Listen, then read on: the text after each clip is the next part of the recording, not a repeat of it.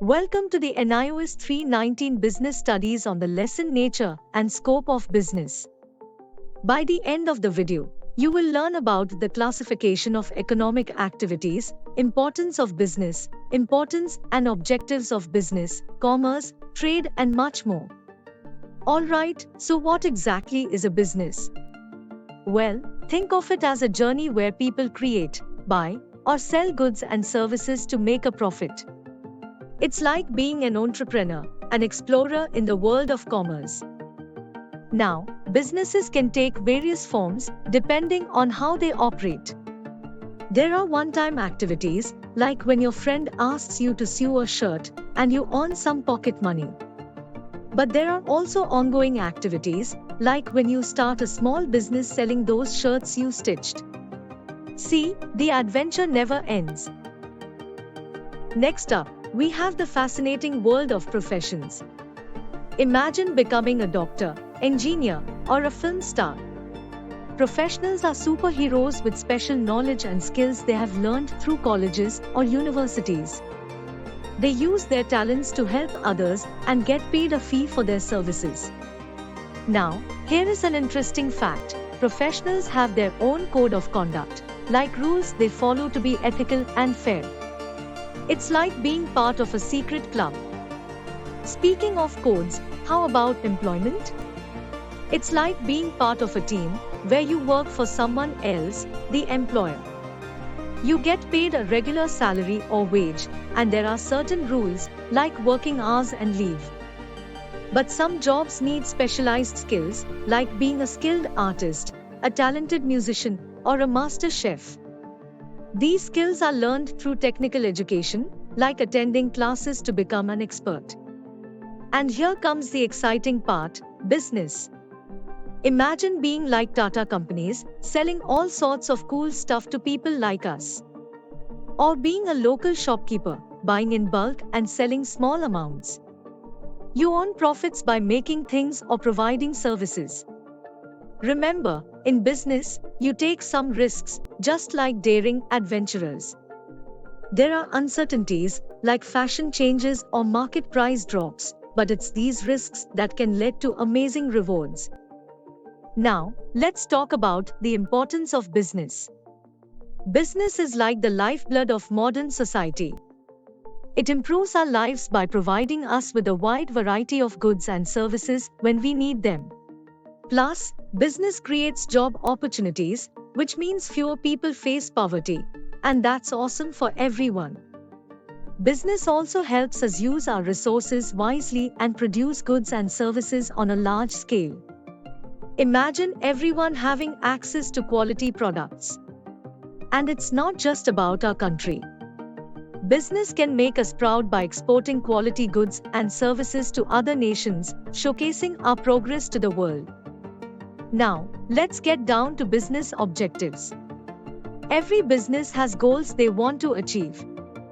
It's like having a roadmap for success. Business objectives can be economic, social, human, national, and even global. It's like having a bucket list of achievements for your business journey. And guess what? Profit plays a big role in business. It's like a magical reward that keeps the adventure going. More profit means more opportunities to grow and expand. But remember, with great adventures come great risks. Business risks are like challenges that make the journey exciting and unpredictable. These risks can come from natural causes, economic changes, or even human factors. But remember, every risk is an opportunity in disguise. Now we are going to explore the classification of business activities. Alright, so we know that businesses are like magical realms where goods and services are created, bought, and sold.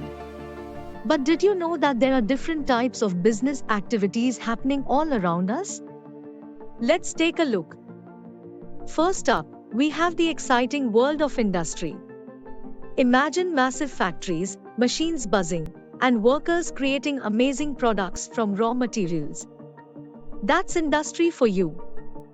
In industry, we have primary industries, which include activities like agriculture, fishing, mining, and extracting minerals. It's like harvesting crops, catching fish, and digging for valuable treasures. Then there are secondary industries, where raw materials from primary industries are transformed into amazing consumer goods or even more advanced products. It's like turning plain metal into shiny cars or wheat into yummy bread. We also have tertiary industries or the service sector. These are businesses that don't produce tangible goods but provide valuable services to people. It's like having your money safe in a bank, getting insurance protection, or enjoying a fun-filled trip with your family. Now, let's move on to commerce. Commerce is like the magical bridge that connects producers and consumers. It's all about the distribution of goods and services from where they are made to where they are needed. When you think of commerce, think of trade. It's like a thrilling game of buying and selling goods. Producers make the goods, and traders help them reach consumers who need them the most. And guess what? Traders can be like superheroes. They overcome obstacles like distance, time, information, and even risks, ensuring goods and services flow smoothly to everyone. But wait, there is more to commerce than just trading. We have the amazing auxiliaries to trade or business aids. These are like magical spells that make buying and selling easier. For example, imagine a wizard casting a spell of transportation, making goods fly from one place to another with ease. Or a spell of warehousing, where goods are stored safely until they are needed. And don't forget the risk mitigation spell, which protects businesses from unexpected losses and accidents, like a magical shield keeping them safe. That's all we had for this lesson. For additional information on this lesson, please look at the content below the video in the online course. To get a list of the important questions and their answers for this lesson, please refer to the guidebook by our publications provided to you with this course for free. It shows you a list of all the questions that have the highest chance of coming in your next exams based on research carried out on previous year question papers.